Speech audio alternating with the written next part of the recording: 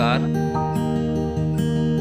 धर्म के बारे में, महावीर जैन धर्म के 24वें तीर्थकर थे। ये ध्यान रखने वाली बात है कि महावीर जो थे वो हमारे 24वें तीर्थकर थे। उनका जन्म 599 ईसा पूर्व में वैशाली के निकट कुंड ग्राम में हुआ था। उनके पिता का नाम सिद्धार्थ था, जो क्षत्रिय राजा थे। उनकी माता त्रिशला लिच्छवी कुल की थी। एक राजकुमार के रूप में उनका लालन पालन हुआ। बचपन में उनका नाम वर्धमान था। युवावस्था में यशोदा नामक कन्या के साथ उनका विवाह हुआ, जिससे प्रियदर्शना नामक पुत्री हुई। वर्धमान ने 30 वर्ष की अवस्था तक एक सुखी गृहस्थ का जीवन व्यतीत किया। माता पिता की मृत्यु के पश्चात उन्होंने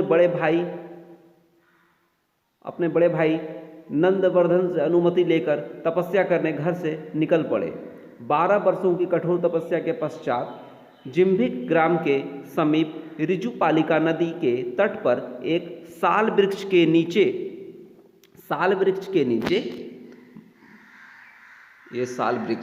नीचे उन्हें कैवल्य यानी कि ज्ञान की प्राप्ति हुई। तो याद रखना है, साल का वो वृक्ष था और वो जगह कौन सा था, तो वो है जिम्भिक ग्राम के समीप ऋजुपालिका नदी के तट पर एक साल का वृक्ष था। उसके नीचे उनको ज्ञान की प्राप्ति हुई थी। ज्ञान प्राप्ति के पश्चात उन्हें केवलिन यानी कि सर्वोच्च ज्ञान रखने वाला, जिन विजेता या जितेंद्रिय कहा गया, उनकी साधना में अटल रहने तथा अतुल पराक्रम दिखाने के कारण उन्हें महावीर कहा गया। जैन धर्म की शिक्षाएं। महावीर के उपदेश सरल थे। उन्होंने अपने उपदेश प्राकृत भाषा में दिए। महावीर के अनुयायी जैन कहलाए।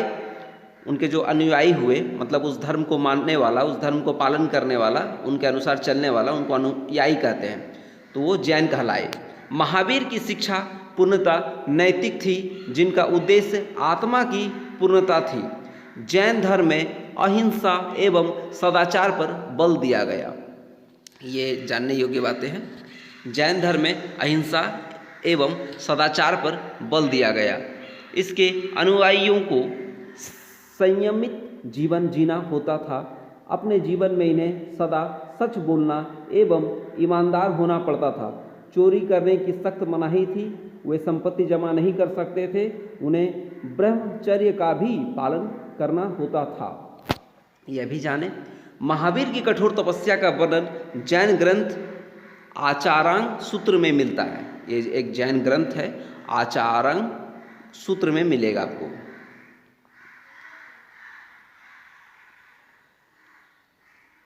इधर हम लोग देख रहे हैं दाहिनी ओर हमारे जैन धर्म के सिद्धांत भी हैं। उसमें 5 सिद्धांत का पालन करना होता था। सत्य, अहिंसा, अस्तेय, अपरिग्रह, ब्रह्मचर्य।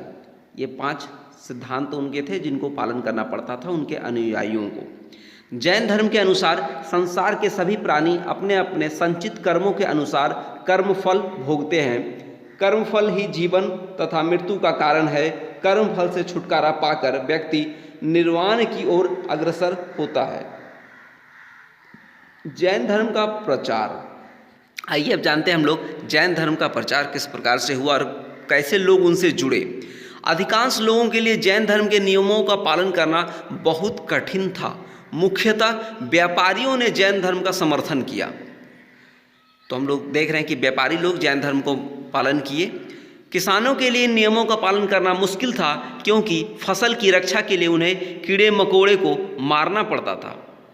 बाद में जैन धर्म उत्तर भारत के कई हिस्सों के साथ साथ गुजरात, तमिलनाडु और कर्नाटक में भी फैल गया। महावीर तथा उनके अनुयायियों की शिक्षा कई सदियों तक मौखिक रूप से ही रही। वर्तमान रूप में उपलब्ध जैन साहित्य लगभग 1500 वर्ष पूर्व गुजरात में वल्लभी नामक स्थान पर लिखी गई।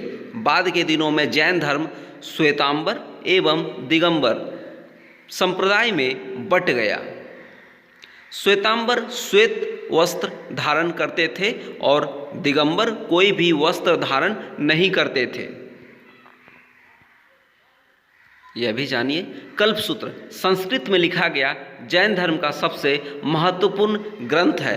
ये आपको याद रखने वाली बात है कि ये कल्पसूत्र जो है संस्कृत में लिखा गया था, संस्कृत में लिखा गया था।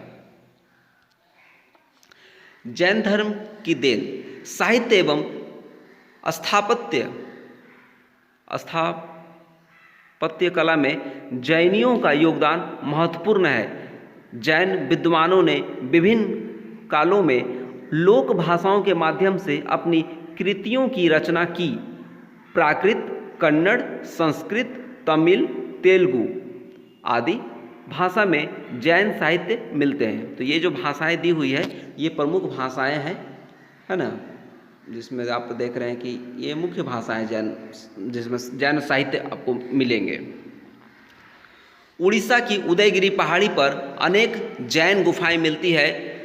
खजुराहो, सौराष्ट्र, राजस्थान में भव्य जैन मंदिर बने हैं। कर्नाटक स्थित श्रवणबेलगोला में कई जैन मंदिर हैं। दिलवाड़ा, माउंट आबू जो कि राजस्थान में है, एक प्रसिद्ध जैन मंदिर है। ये सभी स्थापत्य कला के क्षेत्र में जैनियों के योगदान को दर्शाते हैं। आइए अब हम लोग पारसनाथ के बारे में पढ़ेंगे। ये एक महत्वपूर्ण जैन तीर्थ स्थल है जो कि हमारे झारखंड में ही पड़ता है।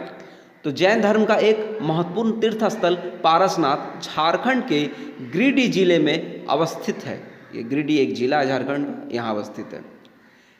यह स्थल जैन धर्म के 23वें तीर्थकर पार्श्वनाथ से संबंधित है।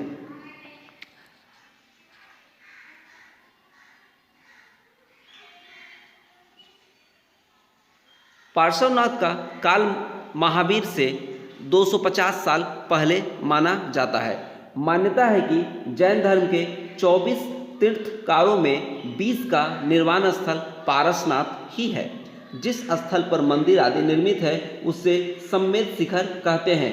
यह झारखंड का सबसे ऊंचा स्थल है। इसकी ऊंचाई देखिए कितनी है, समुद्र तल से 1365 मीटर यानी कि 4441 फीट है।